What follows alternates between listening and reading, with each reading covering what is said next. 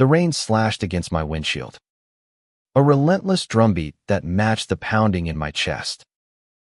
I was driving to my boss's house, a place I'd never been, for what was supposed to be a routine work meeting. But something about the night, the storm, the late hour, the cryptic way Julian had said, "Just come, Ethan. It's important," felt like a warning I couldn't quite grasp. I gripped the steering wheel tighter, the wipers barely keeping up with the downpour. My phone buzzed on the passenger seat, but I ignored it. Julian Voss wasn't just my boss. He was a legend at Voss Media, a 32-year-old prodigy who'd turned a failing news outlet into a digital empire. I'd been his assistant for 6 months, long enough to know his sharp wit, his impossible standards, and the way his rare smiles could unravel me. I was 25, fresh out of grad school, and painfully aware of how out of my depth I was around him. Yet here I was, driving through a Philadelphia suburb at 9 p.m. on a Friday, chasing a meeting that felt like something else entirely. The GPS led me to a quiet street lined with old oaks and modest 2-story houses. Julian's home was at the end, a craftsman-style place with a wraparound porch and warm light spilling from the windows. It didn't scream wealth or power, which surprised me. I parked, grabbed my laptop bag, and sprinted through the rain to the porch. My heart was racing, and not just from the dash. I knocked, and the door opened almost instantly. "Ethan," Julian said, his voice low, almost drowned by the storm. He was in a black sweater and jeans, a far cry from the tailored suits he wore at the office. His dark hair was slightly mussed, and his green eyes held something I couldn't read: urgency. Maybe. Or something softer. "Come in. You're soaked." I stepped inside, dripping onto the hardwood floor. The house smelled of cedar and coffee, and the living room was a mix of modern and cozy leather furniture, a fireplace crackling, and shelves stuffed with books. It felt like a home, not a showpiece, and that threw me off. I'd expected a sterile mansion. Not this. "Sorry about the weather," I said, shaking off my jacket. "What's so urgent we couldn't do this at the office?" Julian didn't answer right away. He handed me a towel, his fingers brushing mine for a split second, sending a jolt through me. "Sit," he said, gesturing to the couch. "We need to talk about the new campaign. But there's something else." I sat, my laptop unopened on my lap, and watched him pace. Julian was never nervous. But tonight, his movements were restless, his jaw tight. "You're freaking me out," I said, half joking, trying to lighten the mood. "Is the company tanking or something?" He stopped, his gaze locking onto mine. "No. It's not about the company." He took a breath, like he was steadying himself. "It's about us." My stomach dropped. Us? There was no us. I was his assistant, the guy who scheduled his meetings and fetched his coffee. Sure, I caught myself staring at him too long, memorizing the way his hands moved when he talked. But that was my problem, not his. I was out, proudly gay since college. But Julian, he was a mystery. No ring, no gossip, no hints about his life outside the office. I'd assumed he was straight, or at least uninterested. Us, I echoed, my voice barely above a whisper. He sat across from me, leaning forward, elbows on his knees, Ethan, I've been trying to figure out how to say this for weeks. You're not just good at your job. You're different. You see things, people. Stories. Truths that others miss. Including me. I blinked, my mind scrambling to keep up. Was this a compliment? A performance review? My heart was hammering, and the room felt too small. Julian, I don't. Let me finish, he said, his voice softer now, almost pleading. I didn't call you here for work. Not really. I needed to see you. Outside of that damn office. To tell you. He paused, his eyes searching mine. I'm falling for you. The words hit like a lightning strike. My breath caught. And for a moment, the only sound was the rain battering the windows. I wanted to laugh, to tell him he was crazy. But the look on his face, raw, vulnerable, real, stopped me cold. Julian Voss, the untouchable CEO, was sitting here, baring his soul to me. I don't understand. I managed, my voice shaky. You're my boss. And I didn't even know you were. Gay? He gave a small, bitter laugh. Yeah. I don't exactly advertise it. My family, the board, the media feed have a field day. But I'm tired of hiding. Ethan, I'm tired of pretending I don't feel this. My head was spinning. This wasn't just a confession. It was a detonation. Everything I thought I knew about him, about myself, was unraveling. I wanted to say something. Anything. But all I could do was stare at him. My heart caught between fear and something dangerously close to hope. Then his phone rang, shattering the moment. He glanced at it, his face darkening. I have to take this, he said, standing. Don't go anywhere. As he stepped into the next room, I sat there, my mind a whirlwind. Julian Voss was falling for me. Me. Ethan Carter. The kid from a small town in Ohio who'd clawed his way into this job. But the weight of his words, the secrecy, the stakes had all pressed down on me. What did this mean? For him. For me. For us. The rain kept falling. And I knew, somehow, that this night was only the beginning. I sat frozen on Julian's couch, the weight of his confession sinking deeper with every passing second. The fire crackled in the corner, but it did nothing to warm the chill creeping through me. Falling for me. It was absurd, exhilarating, terrifying all at once. I glanced toward the doorway where Julian had disappeared to take his call. His low voice a murmur I couldn't make out. My fingers tightened around my laptop, as if it could anchor me to reality. What was I supposed to do with this? Julian wasn't just some guy. He was my boss. The man who signed the one who could make or break my career with a single word. I'd spent months burying my attraction to him, convincing myself it was a pointless crush. Now, he'd ripped that illusion apart, and I was left scrambling to understand what it meant.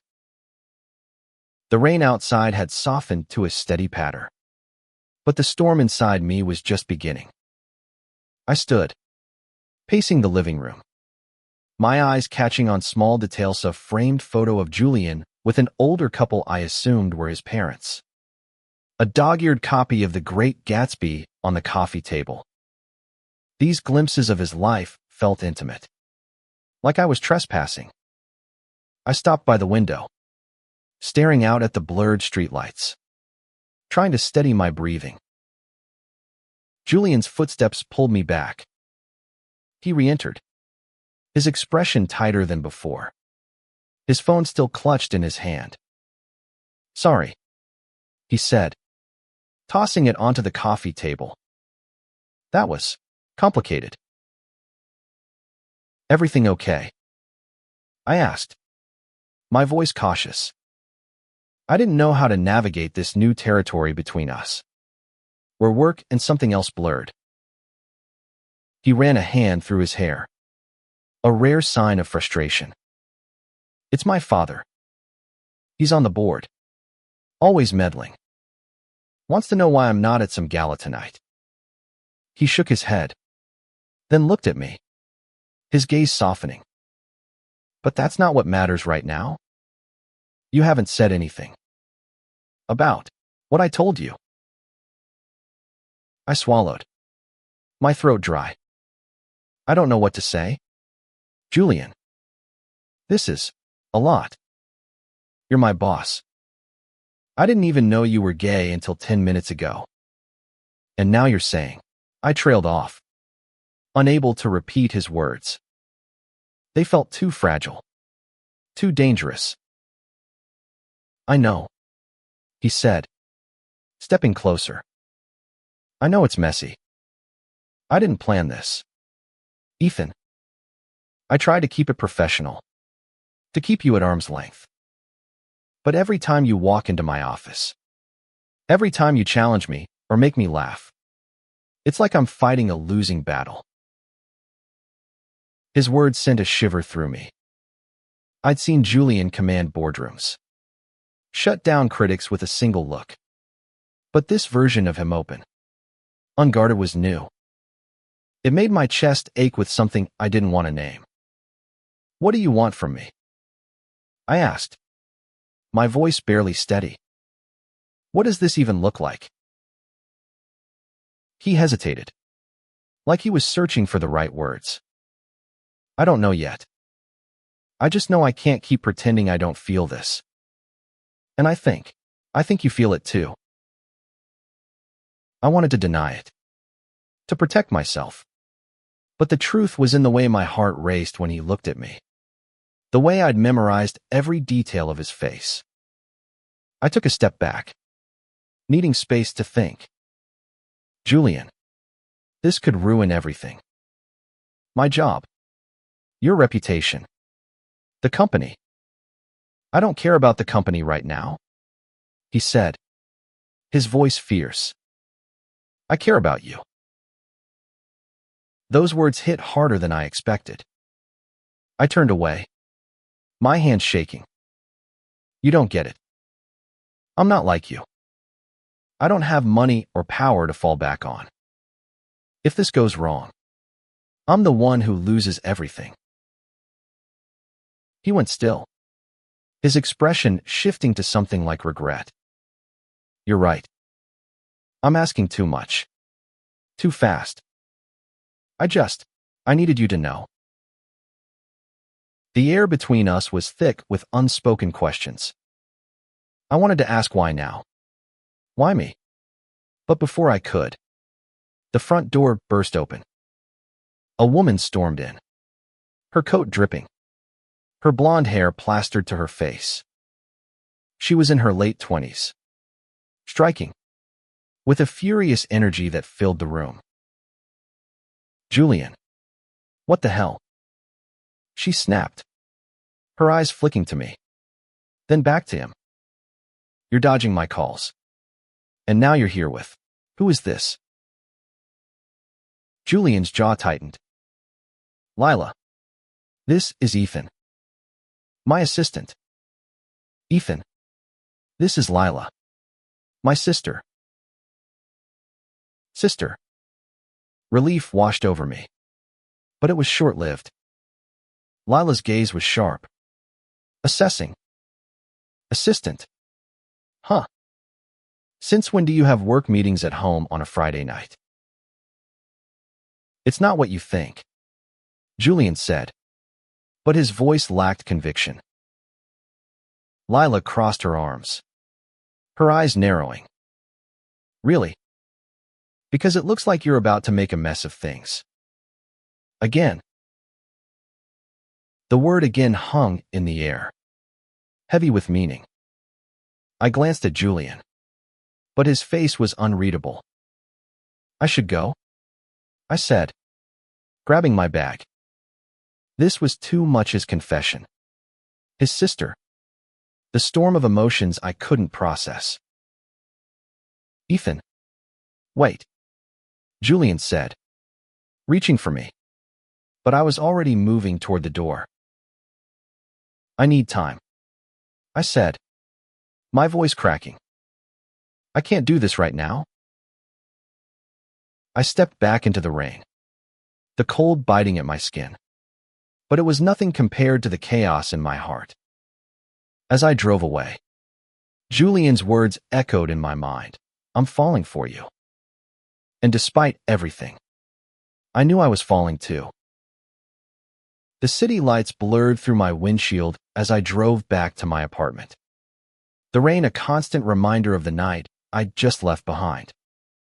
Julian's confession was a live wire in my mind, sparking every time I tried to focus on anything else. I wanted to be angry at him for dropping this on me, at myself for not shutting it down, but all I felt was a confusing mix of fear and longing. My phone buzzed again. A text from Julian. I'm sorry. Can we talk tomorrow? I stared at it, my thumb hovering over the reply button, but I couldn't find the words. Instead, I tossed the phone onto the passenger seat and turned up the radio, letting the music drown out my thoughts. Back at my cramped studio in Center City, I collapsed onto the couch, still in my damp clothes. The apartment was a mess, books strewn across the coffee table, dishes piled in the sink, but it was mine. A safe space where I could be myself. I'd come out at 19, defying my conservative Ohio roots, and build a life here in Philly where I could love who I wanted. But loving Julian, that was a risk I hadn't prepared for. I thought about Lila's words again. What had she meant? Had Julian done this before? Cross lines with someone at work. The idea twisted in my gut, but I couldn't shake the image of his face. The raw honesty in his eyes when he'd said he was falling for me. I needed answers, but I wasn't sure I was ready to hear them. The next morning, I dragged myself to the office, dreading seeing Julian. Voss Media's headquarters was a sleek, glass-walled building in downtown Philly, buzzing with the energy of deadlines and ambition. I kept my head down, avoiding the curious glances of coworkers who probably wondered why I looked like I hadn't slept. Julian's office was on the top floor, a corner suite with a view of the Schuylkill River. I knocked, my stomach in knots. Come in, he called, his voice steady but quieter than usual. He was at his desk, papers spread out, but he stood when he saw me. Ethan, he said, his eyes searching mine. I didn't think you'd come in today. I work here, I said, more sharply than I meant. What happened last night doesn't change that.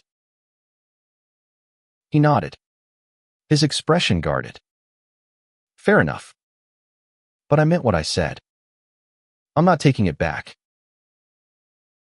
I crossed my arms, leaning against the doorframe. Then tell me what's going on.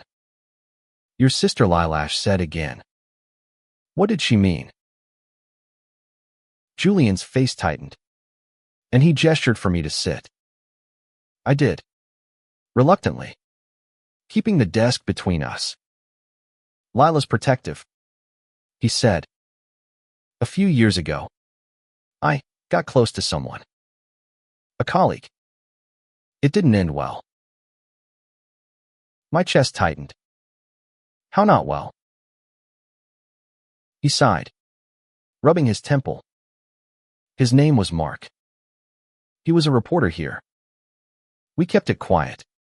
But when it fell apart, he left the company. Said I'd made it impossible for him to stay. The board got wind of it. And my father, let's just say he wasn't thrilled. I processed that. The pieces clicking into place.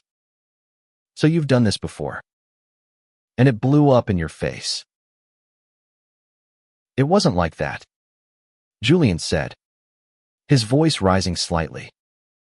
Mark and I, it was mutual. But messy. I'm not perfect. Ethan. I've spent years keeping people at a distance because of it. But you, he stopped, his eyes softening. You're different. Different how? I asked, my voice barely above a whisper. Because I'm starting to think I'm just another bad decision. He stood, coming around the desk, stopping just short of me. You're not. You're the first person in years who makes me want to stop hiding. But I get idiocy scared. I am too.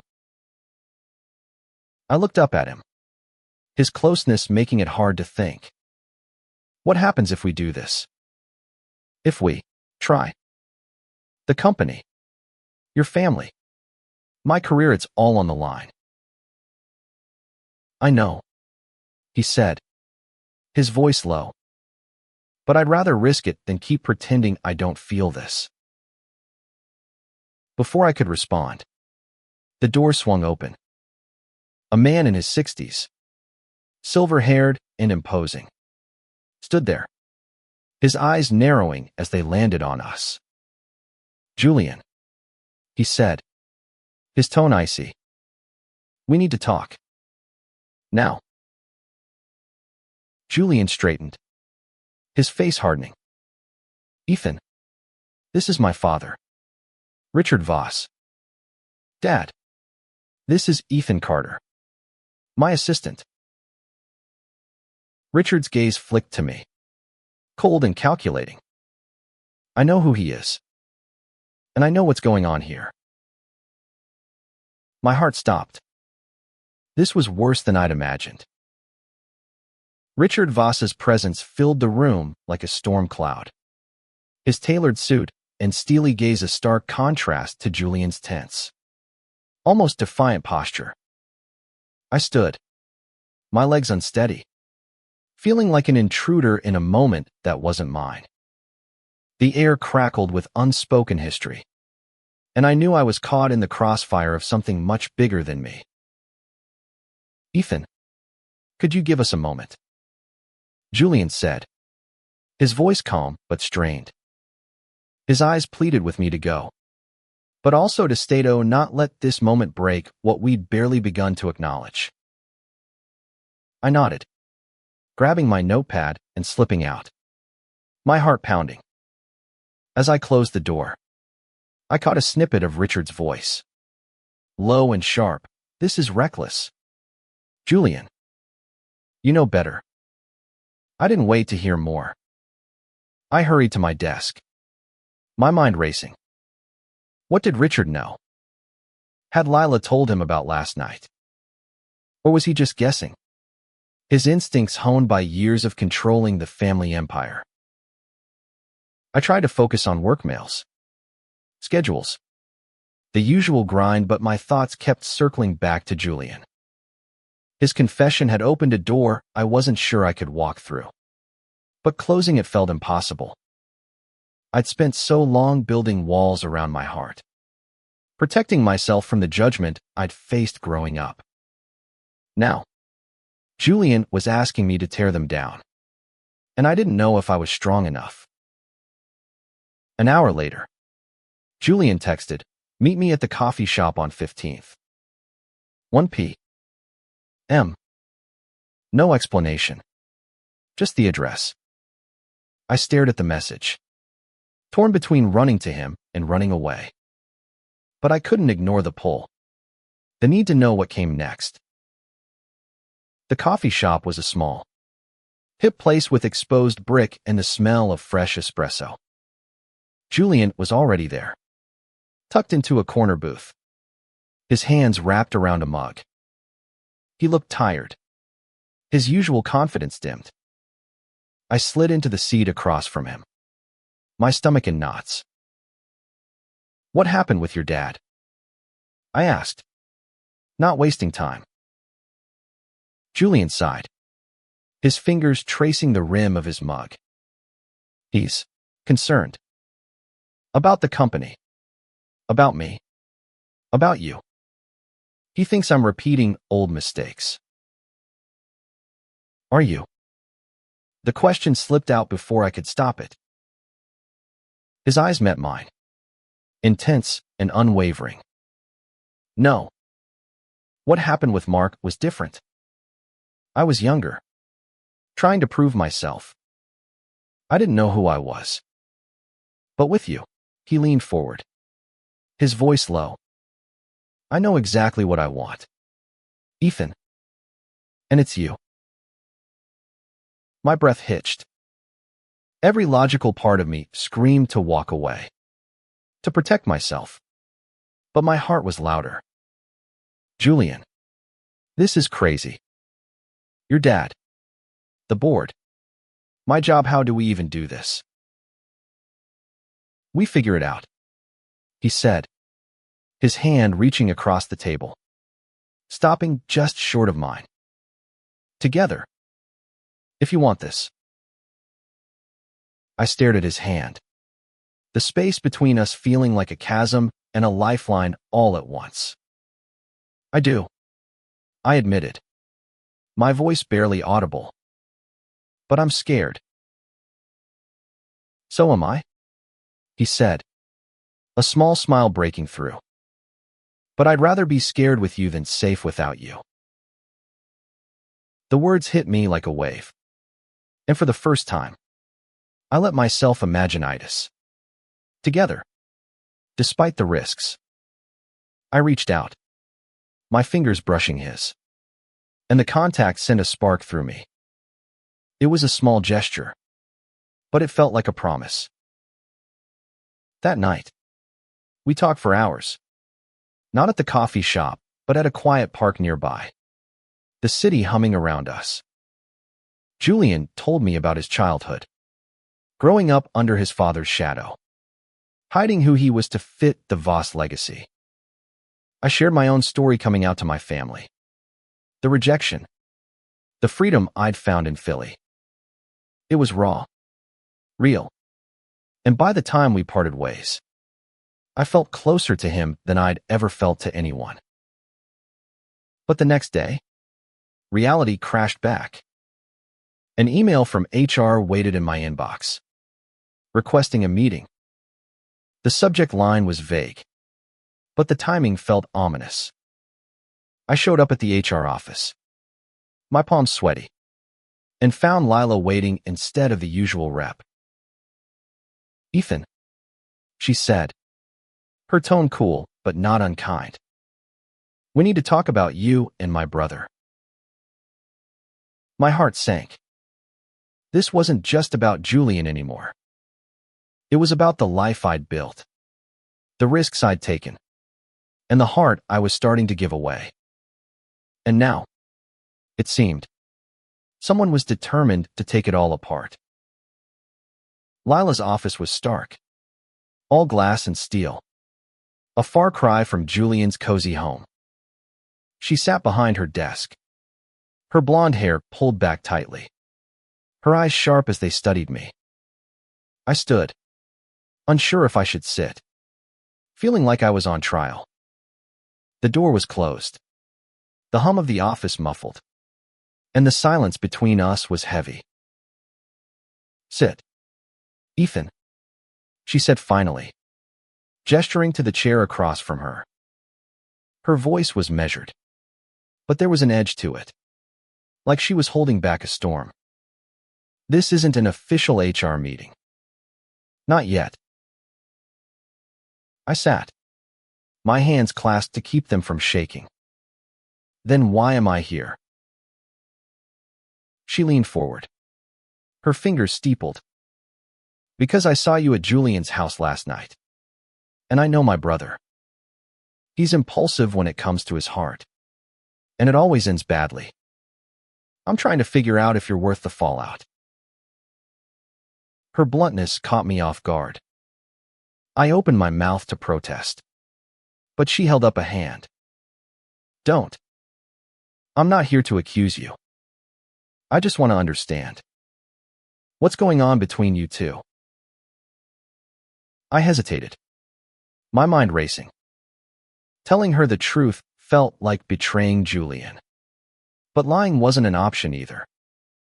He told me how he feels. I said carefully. And I'm trying to figure out what that means. For both of us. Lila's eyes narrowed. He's risking a lot. So are you. The board. My father, they won't take kindly to this. Julian's already on thin ice after the last time. Mark. I said, the name bitter on my tongue. She nodded, her expression softening slightly. Mark was a disaster. Julian thought he could keep it secret. But secrets don't stay buried in this family. I don't want to see Heimer you get hurt again. I don't either.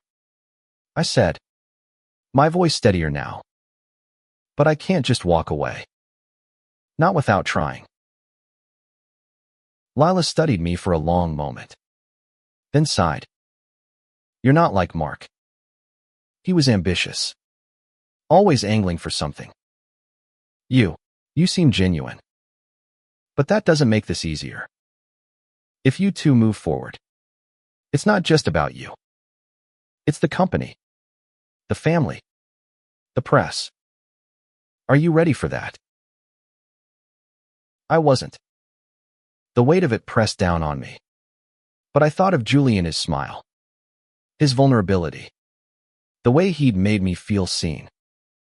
I don't know, I admitted. But I want to be.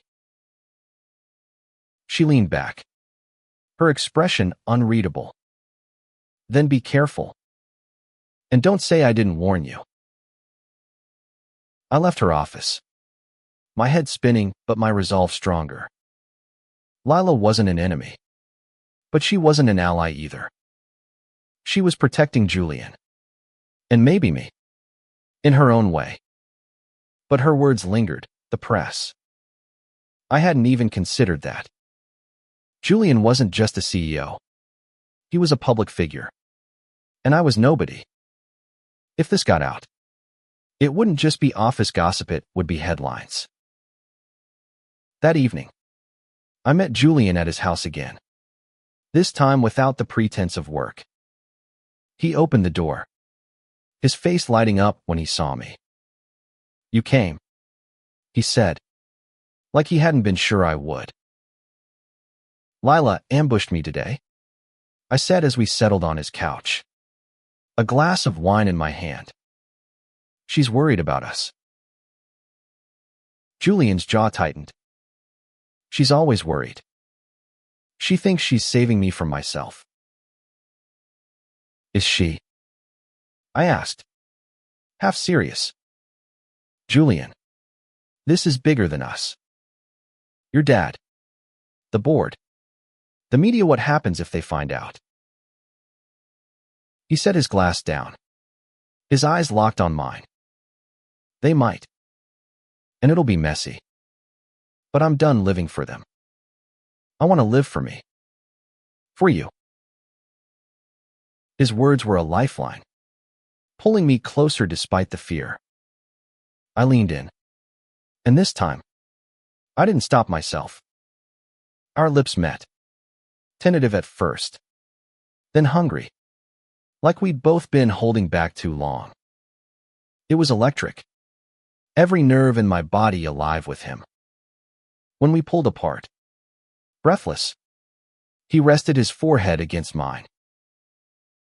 We'll figure it out, he whispered. I promise. For the next week, we stole moments lunches in hidden corners. Late night texts. A stolen kiss in his office after hours. It was thrilling, but the fear never left me.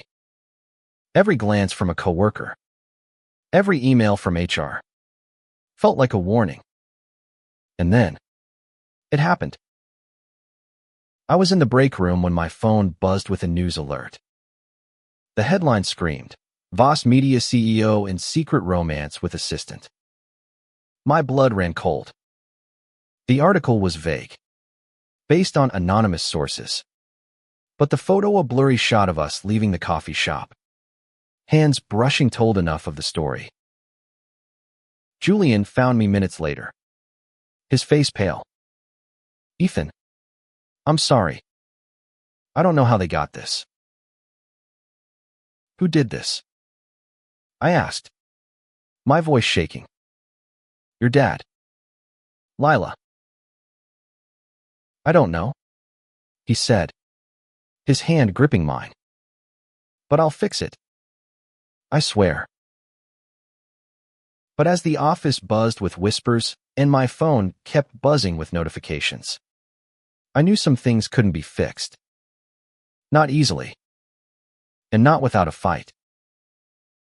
The news article spread like wildfire. Each notification on my phone a fresh stab of panic.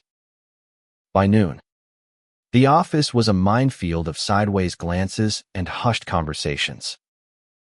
I kept my head down, pretending to work.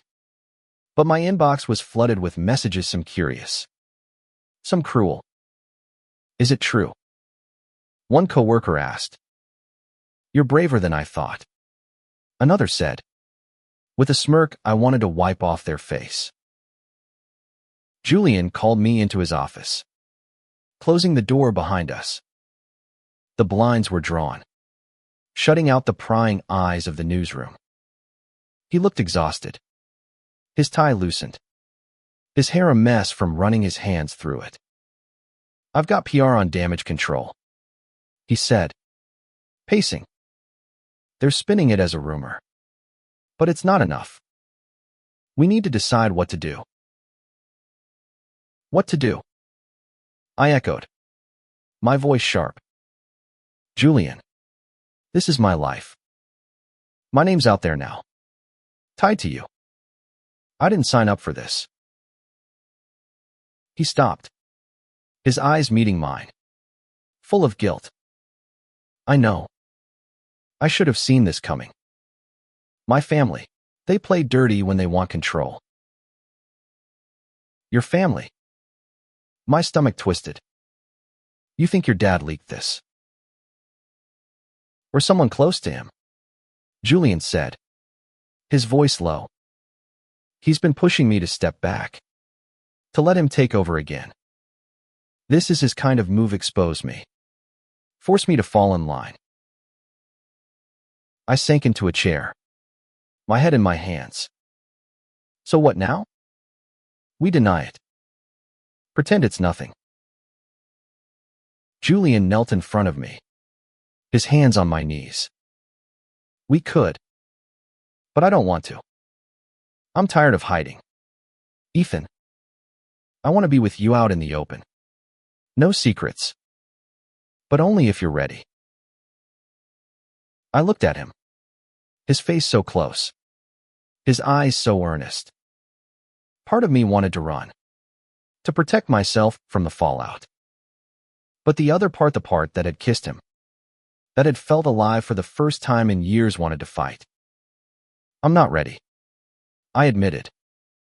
But I don't want to lose you. He smiled. A small, hopeful thing. Then we face it together. Whatever comes. That afternoon, Julian called an emergency meeting with the board. I wasn't invited. But he texted me updates. They're pissed. But I'm holding my ground. I waited in my cubicle, refreshing news sites, watching the story grow. Some outlets were sympathetic, others vicious, painting Julian as a reckless playboy and me as an opportunistic nobody. It hurt, but I couldn't stop reading. When Julian emerged, he looked drained but determined. They want me to step down, he said, pulling me into a quiet conference room. They say it's a distraction, but I told them I'm not going anywhere. And I'm not denying us. My heart swelled, but fear crept in. What about my job? If they're gunning for you, they'll come for me next. I won't let that happen, he said fiercely. You're not just my assistant, Ethan. You're part of this company's future. They'd be idiots to lose you. His words gave me strength, but the reality was brutal. By the end of the day, HR called me in again this time. The real HR, not Lila. They offered a voluntary resignation with a severance package, framed as a way to avoid further complications. I refused, my voice shaking but firm. I wasn't going to let them erase me. That night, Julian and I went to his house, needing a sanctuary from the chaos.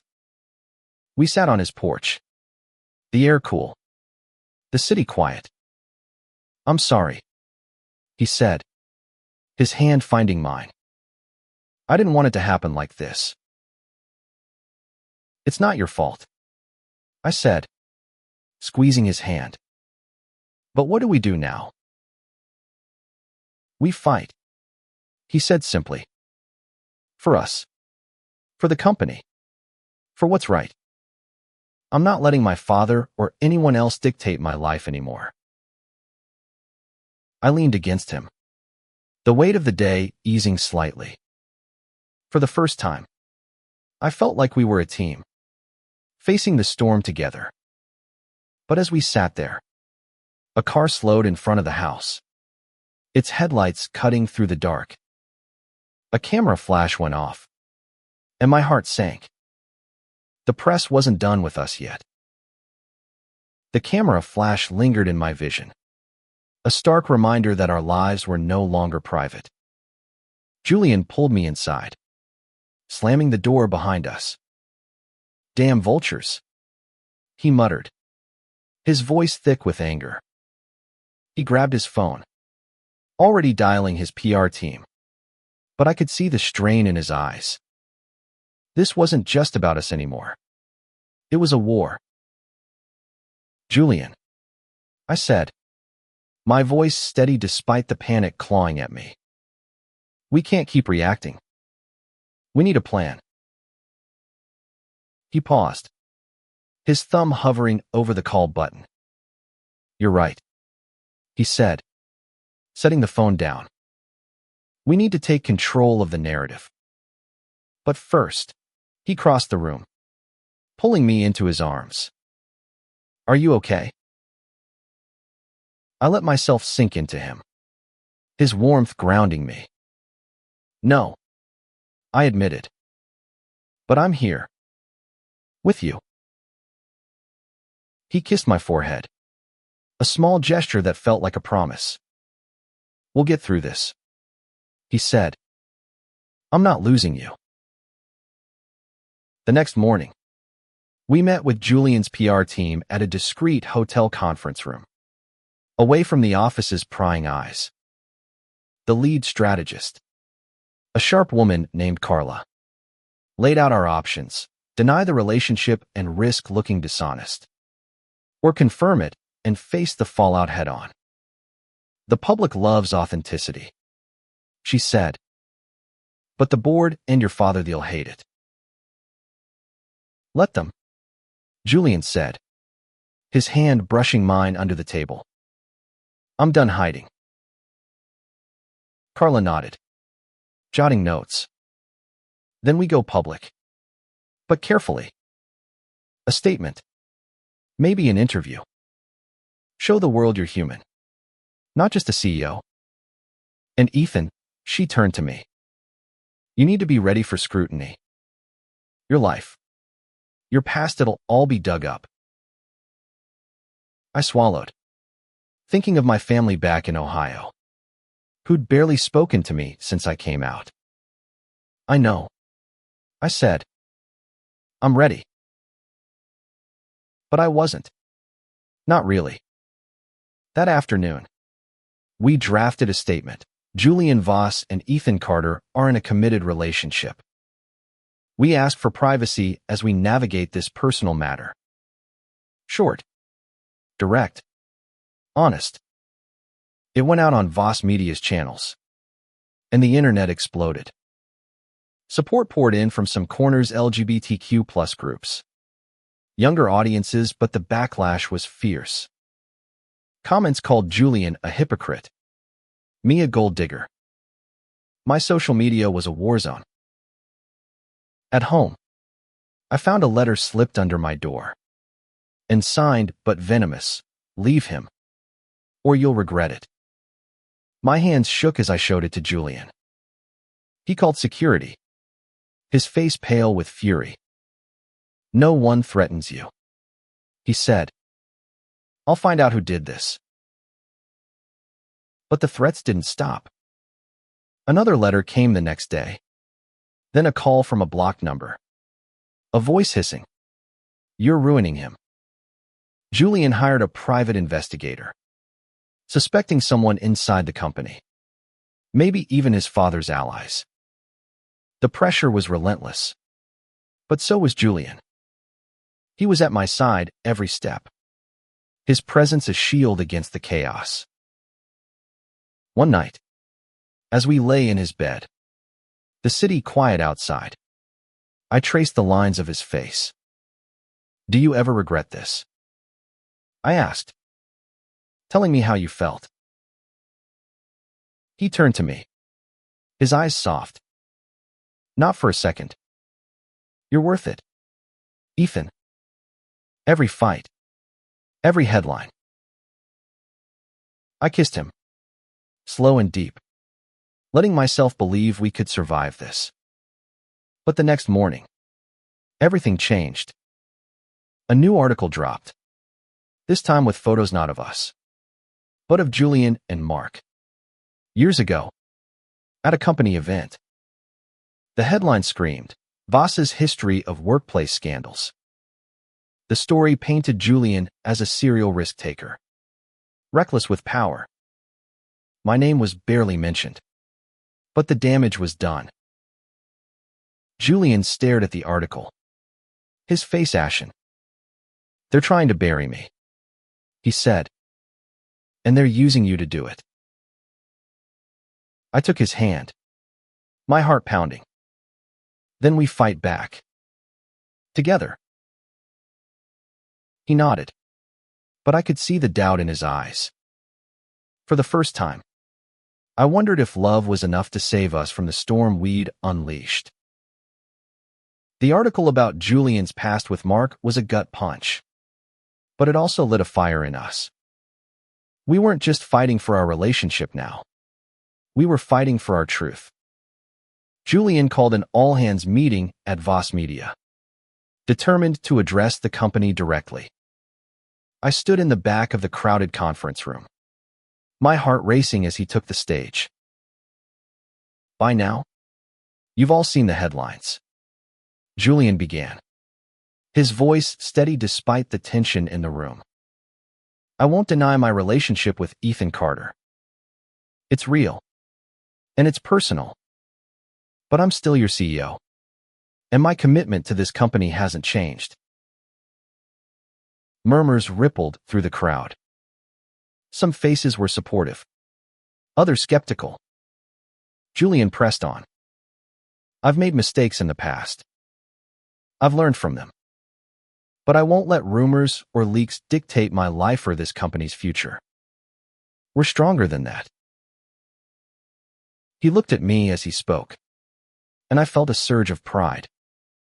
This was the man I loved, flawed, fierce, unyielding. The room erupted in questions, but Julian handled them with grace, refusing to back down. When it was over, a few colleagues approached me, offering quiet support. It wasn't much, but it was a start. That night, we got a break. The private investigator found evidence linking the threatening letters to a board member loyal to Richard Voss. It wasn't enough to prove Richard's involvement, but it was enough to confront him. Julian arranged a meeting at his father's penthouse. and I insisted on going. This was our fight. Richard greeted us with a cold smile. His luxury apartment a stark contrast to Julian's warmth. "You've caused quite a stir," he said, pouring himself a scotch. "The board's ready to vote you out." "Julian." "Then let them try," Julian said, his voice like steel. "But I know about the letters. Dad, I know you're trying to control me. Like always." Richard's eyes flicked to me, sharp and dismissive. "And you think this assistant is worth tanking your career?" "He's worth more than you'll ever understand," Julian said, stepping closer to me.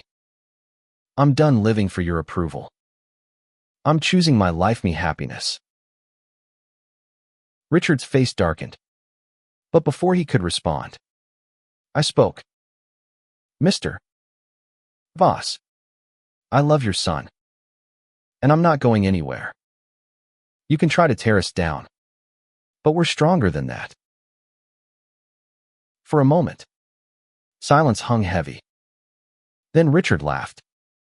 A bitter sound. "You're both fools. But fine, play your game. You'll see how the world works." We left, the weight of his words lingering, but also a strange sense of freedom. For the first time, we'd stood together, unapologetic. The board vote came a week later. Julian survived. Barely. With enough allies to keep his position. The press frenzy died down, replaced by newer scandals. We weren't out of the woods, but we were still standing. Months later, we sat on Julian's porch, the same place where it all began. The air was warm, the city alive with spring. Julian took my hand, his thumb tracing circles on my skin. I meant what I said. He murmured, "You're worth it." I smiled, leaning into him. "So are you." The road hadn't been easy. My family still wouldn't speak to me, and the office wasn't always kind. But we'd built something real, a love that had weathered threats, headlines, and doubt. It wasn't perfect, but it was ours. And as the sun set, casting a soft glow over us, I knew that whatever came next, we'd face it together. That night at Julian's house had changed everything. It had broken me open, forced me to confront my fears, and shown me what it meant to love without hiding. It still haunted my heart, not with pain, but with the kind of ache that comes from knowing you've found something worth fighting for.